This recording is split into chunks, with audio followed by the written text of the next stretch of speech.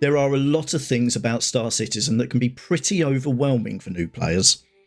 The current alpha state of the game means there isn't yet a tutorial, and players are for the most part left to figure out things on their own, or with help from one of the most supportive gaming communities around. Navigation, control schemes, and just simply knowing what to do as soon as you load in are just some of the challenges we all faced at one stage, and amidst all of this is learning the language and jargon in the game. This video will guide you through some of the jargon, from before you even download the game, right through to some slightly more advanced details. This isn't a comprehensive list, so if you can think of more, let me know down in the chat, and if there's enough I can make a part 2. Because I currently have less than 1,000 subscribers, I sadly can't divide the video into chapters, but if you take a look in the description below, I have still listed the timestamps for the separate categories and what they include.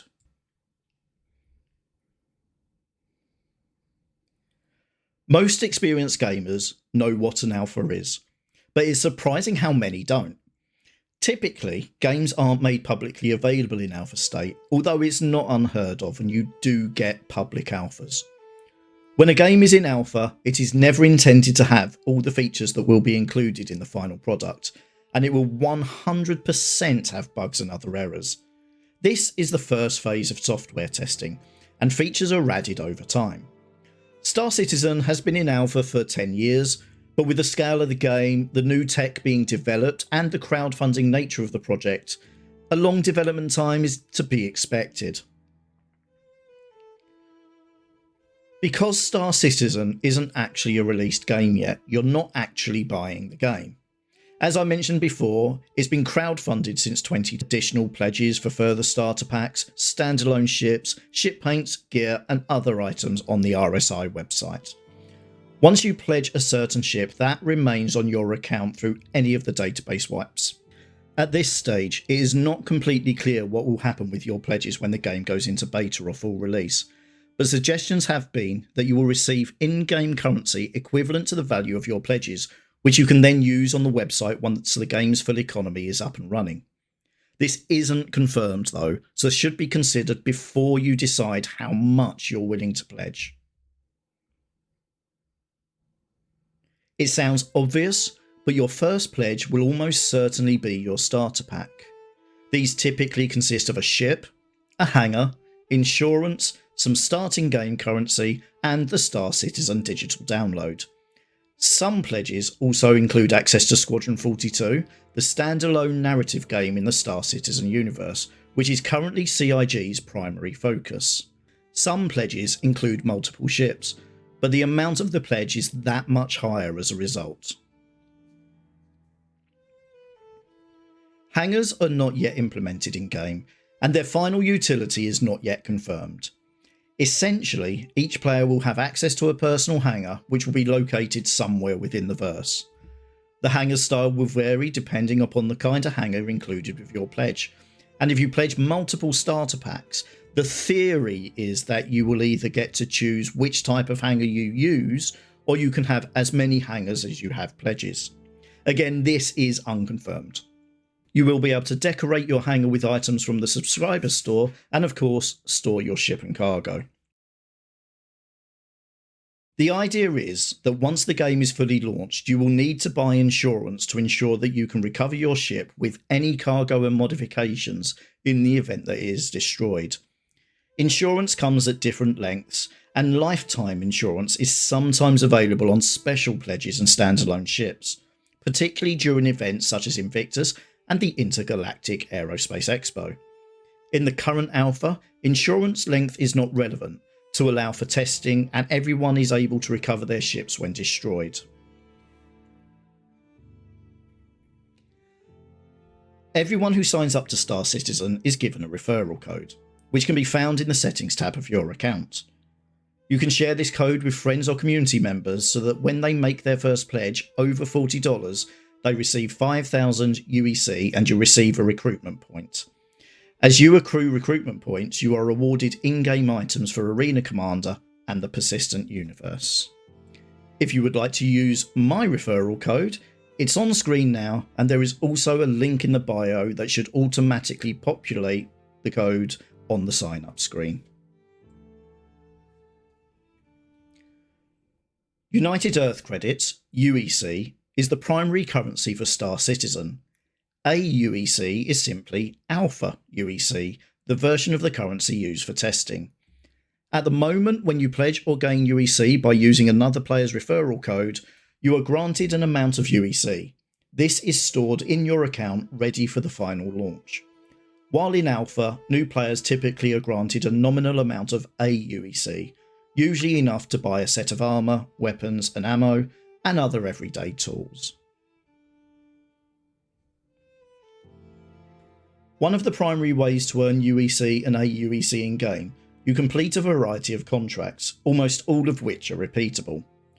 Contracts currently are broken down into the following categories: delivery, investigations, maintenance, ECN alert, service beacon, mercenary, and bounty hunting. Whenever there is a dynamic event, there will also be priority contracts which must be accepted in order to take part and reap the rewards.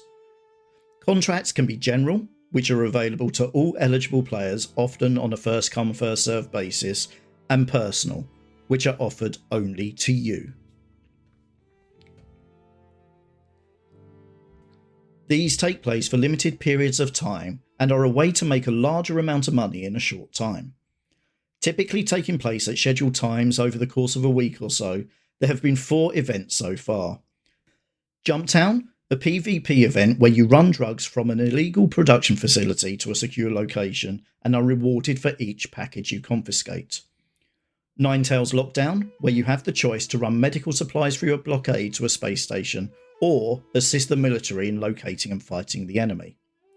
Siege of Orison, a PvE event set on the platforms in the Cloud of Crusader with a mix of ground and air-based combat, and Xenothreat, in which you assist the military in pushing back against an invasion from an external outlaw group through space combat and the retrieval of cargo.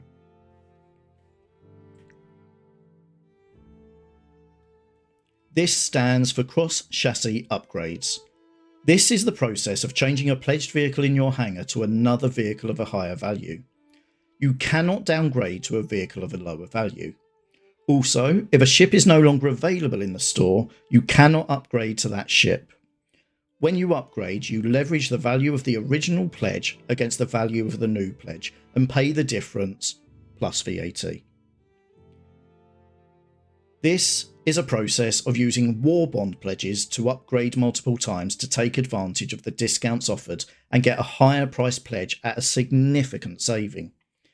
These chains are best performed during big event periods where multiple Warbond items are available in the pledge store. There are a number of websites and tools available to help with CCU chaining. Some items in the pledge store, typically standalone ships, cannot be bought using store credit. Usually these are items made available during events, often at a discount from the normal price or special package, lifetime insurance and so on. These are labelled Warbond. Let's say you've acquired a vehicle you don't use. Maybe you won something in a giveaway, someone gifted you a ship, you have a duplicate vehicle, or you simply don't want to use a particular one anymore. On the RSI website, in your account is a tab to reclaim a pledge, which effectively is selling your pledge back to RSI and receiving a monetary value for that pledge which sits on your account as store credit. This is a permanent action, although there is a 24-hour cooldown, and RSI do occasionally offer tokens to buy back a pledge. Melting would be the only method to downgrade a pledge, but not to a Warbond item.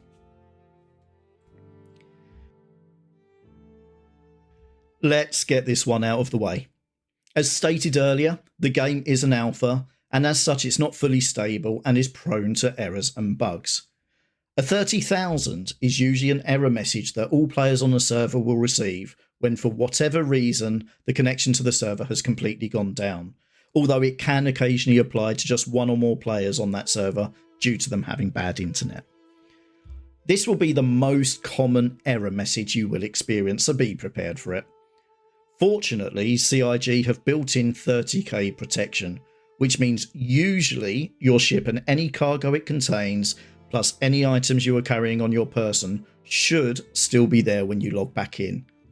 An important tip with this is to wait 10 minutes before logging back in, or after logging back in and claiming your ship again. It can take time for the servers to communicate the inventory after a 30k, and if you rush, it sometimes fails to apply the protection.